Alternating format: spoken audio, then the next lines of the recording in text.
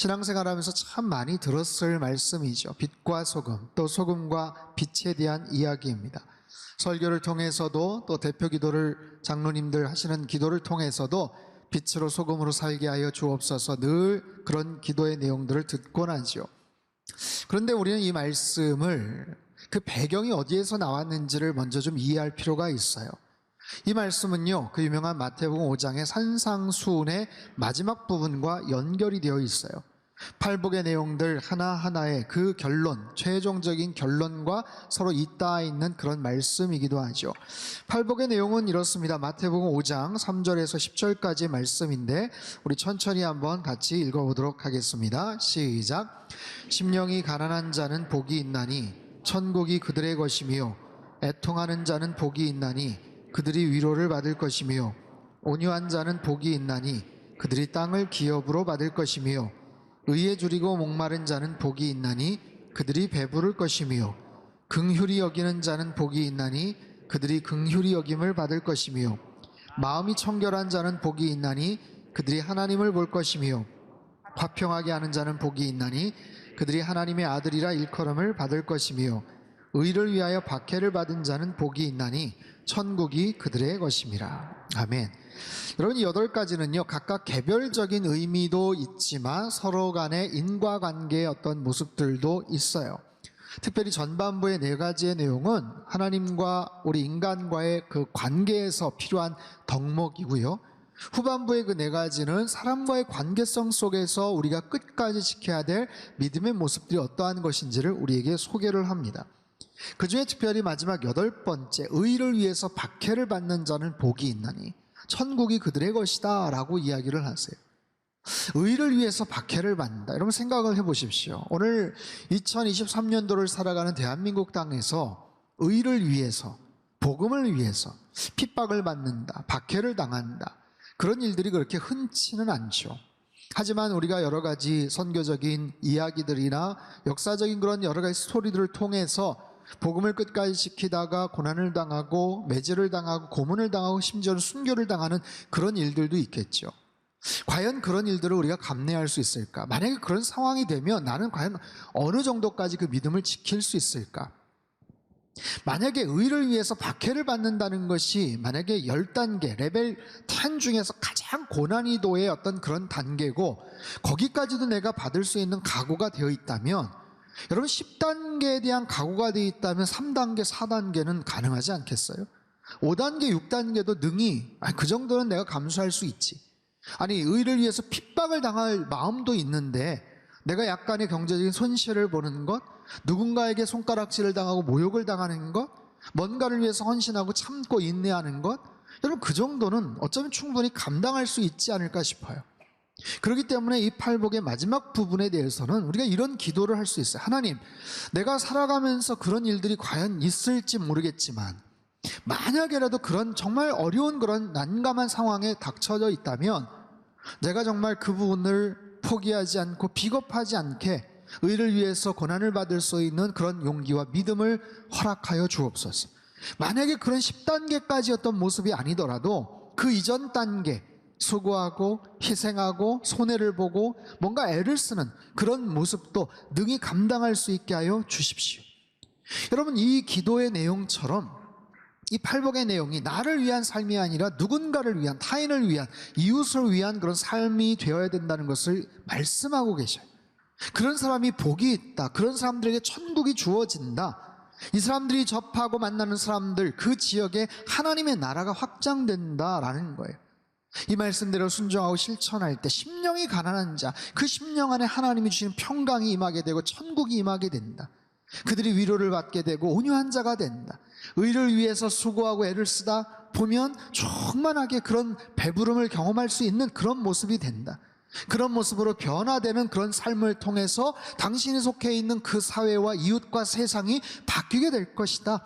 그런 팔복의 선한 영향력을 펼쳐나가는 그런 사람을 가리켜서 오늘 본문의 2가지로 그렇게 지칭을 하고 계시죠. 13절, 14절 말씀을 우리 큰 목소리로 한번 같이 읽겠습니다. 시작. 너희는 세상의 소금이니 소금이 만일 그 맛을 잃으면 후에는 아무 쓸데없어 다만 밖에 버려져 사람에게 밟힐 뿐이니라. 너희는 세상의 빛이라. 산 위에 있는 동네가 숨겨지지 못할 것이요. 아멘. 우리는 누구인가? 주님 말씀하세요. 너희는 세상의 소금이다. 세상의 빛이다. 세상의 빛과 소금이 되라. 그런 역할을 감당해라. 말씀을 참 많이 들었던 이야기, 너무나도 익숙하지만 사실 일상에서 그렇게 적용하기에는 쉽지 않은 그런 말씀인 것을 알아요.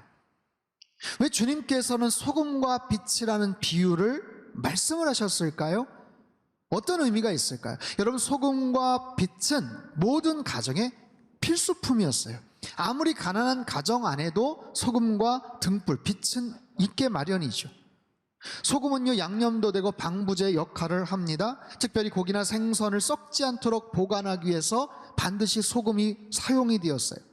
부자들만이 구입할 수 있는 고급 향신료가 아니에요. 누구든지 어디에서든지 쉽게 구할 수 있는 바로 그런 재료죠. 맛을 내고 부패됨을 방지하기 위해 반드시 필요한 그 소금.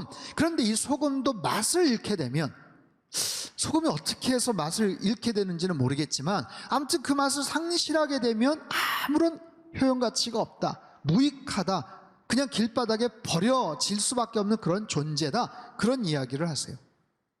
그에 반해서 빛은 어떻습니까? 당시 아무리 어려운 집안들이라도 해가 뉘어지면 등불을 켜곤 했어요. 작은 등불을 켜요. 그 빛은 어둠을 몰아냅니다. 아무리 칠흑 같은 어둠이라도 초한자루에 빛이 있으면 그 어둠을 물리칠 수가 있는 것이죠. 근데 이 빛을 말 아래 두지 말라라고 말씀을 하세요. 여러분, 이게 무슨 뜻일까? 15절 말씀을 같이 한번 읽습니다. 시작. 사람이 등불을 켜서 말 아래에 두지 아니하고 등경 위에 두나니 이러므로 집안 모든 사람에게 비치느니라. 말 아래라는 것, 여러분 되로 주고 말로 받는다, 이런 표현 들어보셨죠?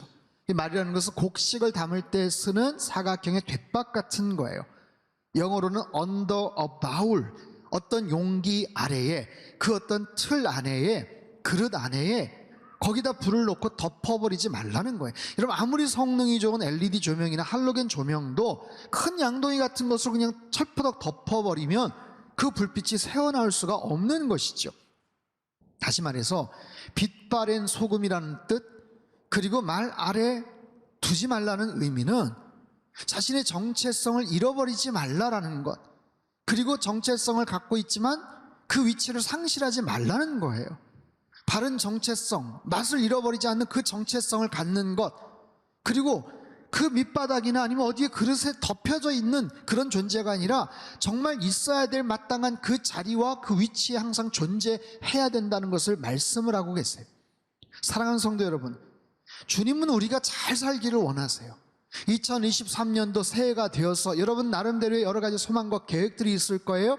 이 모든 것들이 잘 되기를 원하죠. 덕담을 나누죠. 새해 복 많이 받으세요, 건강하세요, 건승하세요 이야기하죠. 주님께서는 우리가 정말 잘 살기를 원하세요. 어떻게 하면 잘 살 수 있는가? 2023년도, 아니 앞으로의 평생의 삶을 어떻게 하면 주님과 동행하며 잘 살 수 있는가? 아주 심플하지만 중요한 영적인 의미가 담겨져 있는, 너희가 소금과 같은 모습, 그리고 빛과 같은 존재로 살아가라. 어떤 존재인지를 알고 살아가라. 그리고 그 빛을 드러내면서 살라.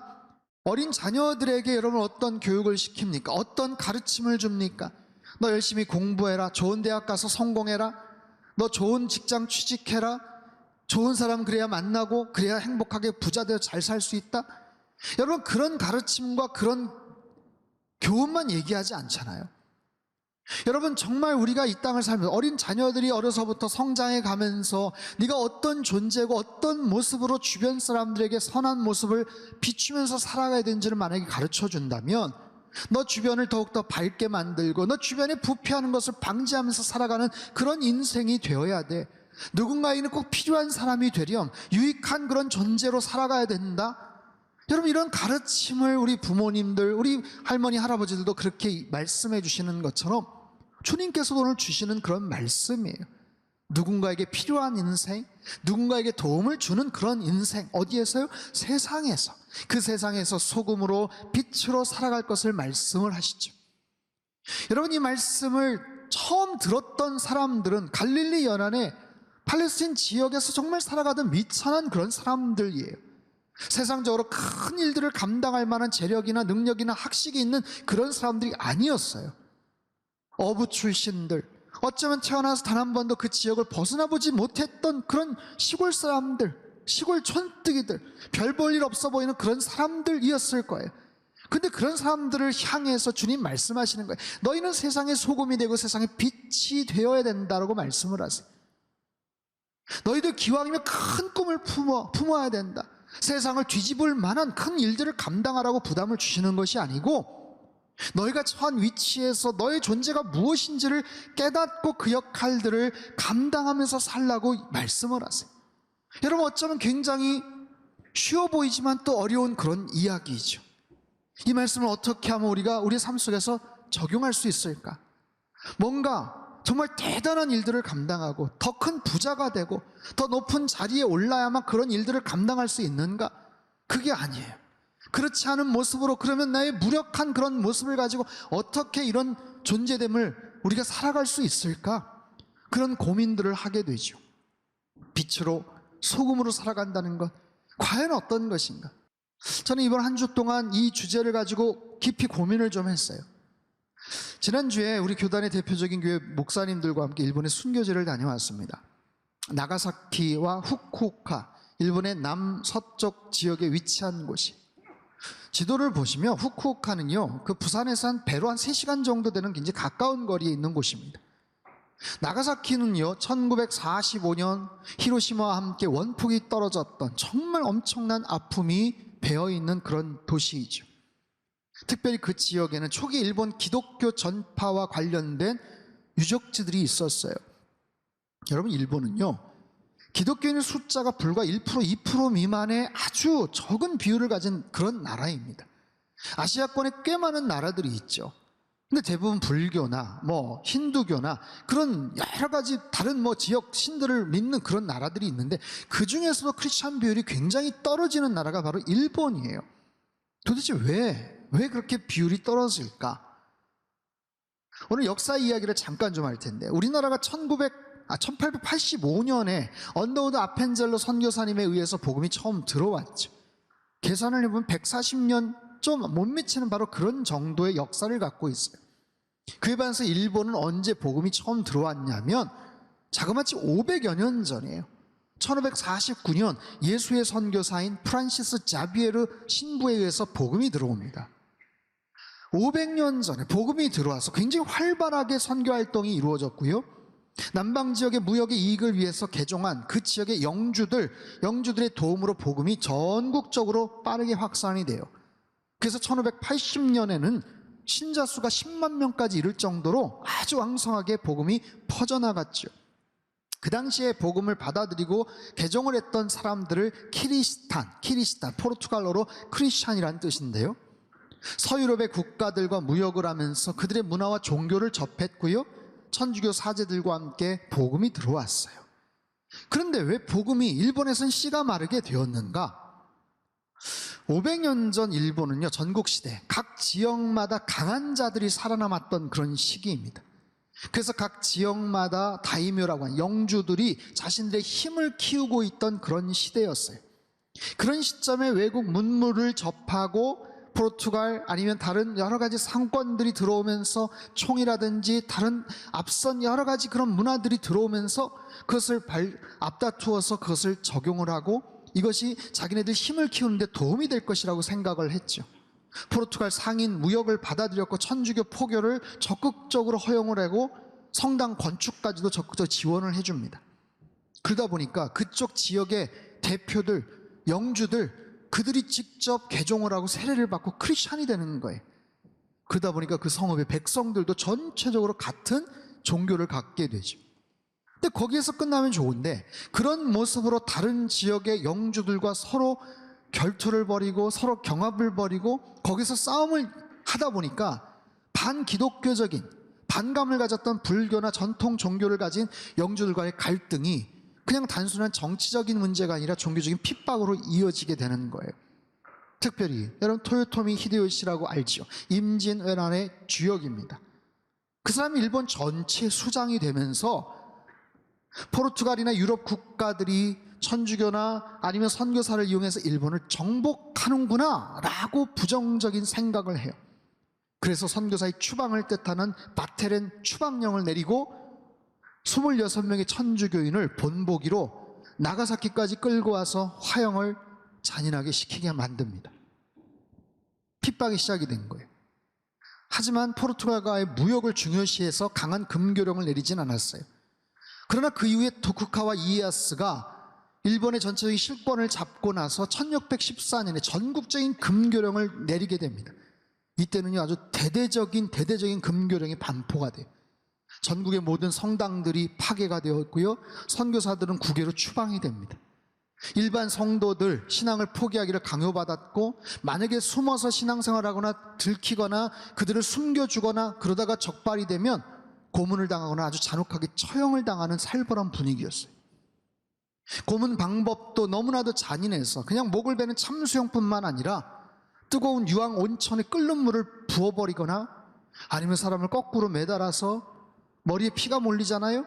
그 이마나 관자놀이에 정맥에 작은 구멍을 내요. 그럼 피가 똑똑똑 떨어지면서 3일, 5일 그냥 서서히 죽게 하는 아주 잔혹한 그런 고문법을 시행을 했어요. 그런 악랄한 고문법 속에 사람들이 죽어나갑니다. 배교를 하거나 도저히 신앙을 지키지를 못하는 거예요. 배교를 하거나 순교를 당하는 거예요. 선교사나 사제들 추방을 당해요. 목숨을 잃어요. 이처럼 강력한 쇄국 정책과 독한 금교령으로 서서히 일본의 기독교의 씨가 말라버리게 돼요. 그렇게 해서 신앙의 명맥이 끊어졌는가? 그렇지 않아요. 초기 기독교의 집중적인 포교활동이 이루어졌던 나가사키, 아마쿠사 지역에는 독자적인 신앙 형태를 유지하면서 살아남은, 기적적으로 살아남은 극소수의 크리스찬들이 비밀리에 신앙 공동체를 유지합니다. 사제도 없고 리더도 사라졌어요. 하지만 자기들끼리 모여서 구전으로 전승을 기억해내며 자기들끼리 비밀리에 믿음을 지켜가는데 그 기간이 자그마치 250년이 넘어요. 250년 동안 아주 비밀리에 믿음을 지켰던 그들을 가리켜서 카쿠레 크리스탄, 잠복 크리스찬이라고 명명을 합니다. 숨어서 250년간 믿음 생활했던 사람들. 이후에 일본이 개항을 하고 1873년 메이지 정부가 공식적으로 기독교 금교령을 철폐를 합니다. 이제는 신앙생활을 할 수가 있는 거예요. 곳곳에서 프랑스 선교사, 다른 선교사들이 와서 다시 복음을 전하는데, 놀랍게도 그동안 숨어 지냈던 그 공동체가 사람들에게 오픈이 되는 거예요. 이미 그 시간 동안 꽤 많은 부분에선 토착화 내지는 변질되는 모습들도 보였지만, 그동안 믿음을 지켰던 그 지독한 노력과 신앙의 태도가 많은 사람들을 감동케 합니다. 초기의 모습들이 좀 변형이 되긴 했지만 수백 년간 비밀리에 그 믿음을 지켜왔던 의지와 믿음의 노력, 경탄스러울 만큼의 감동이 되어서 불과 4, 5년 전, 얼마 전에 2018년 나가사키 지역의 마을 10개, 성터 1개, 성당터 1개, 12곳의 유적지가 은둔 기독교 유적지라는 이름으로 유네스코 세계문화유산에 지정이 됩니다. 저는 이번 일본을 방문하여 그들의 이야기를 듣고 그 유적들을 둘러보면서 많은 생각들을 하게 되었어요. 야, 신앙을 지킨다는 게 뭔가? 믿음을 끝까지 지킨다는 것은 도대체 어떤 것인가? 특별히 세상의 빛으로 소금으로 살아간다는 것은 무엇인가?